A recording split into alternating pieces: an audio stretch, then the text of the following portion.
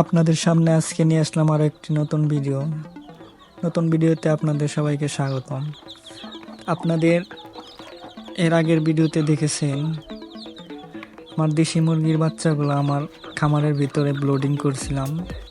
তো যেই জায়গায় আমি ব্লোডিং করছিলাম সেই জায়গাটা ছিল আমার কোয়েল পাখির জন্য। তো আমার কোয়েল পাখি আসলে পারে আমি ওই জায়গায় রাখবো, এই জন্য ওই জায়গায় থেকে আমার দেশি মুরগি এবং মুরগির বাচ্চাগুলোকে আমার ঘরের মধ্যে নিয়ে এসেছি। এই জায়গায় ব্লোডিং করেছি।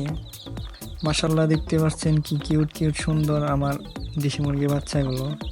আলহামদুলিল্লাহ, একটাও অসুস্থ হয়নি, এখনও সুস্থ আছে এই শীতের মধ্যে। আমার দেখে খুবই ভালো লাগতেছে দেশি মুরগির বাচ্চাগুলো কি সুন্দর করে খাবার খাচ্ছে।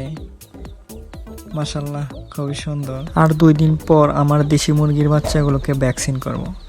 কিভাবে দেশি মুরগির বাচ্চাগুলোকে ভ্যাকসিন করা হয় সেই নিয়ে একটা ভিডিও করব, আমি আপনাদের দেখাবো। সবাই ভালো থাকবেন, ধন্যবাদ।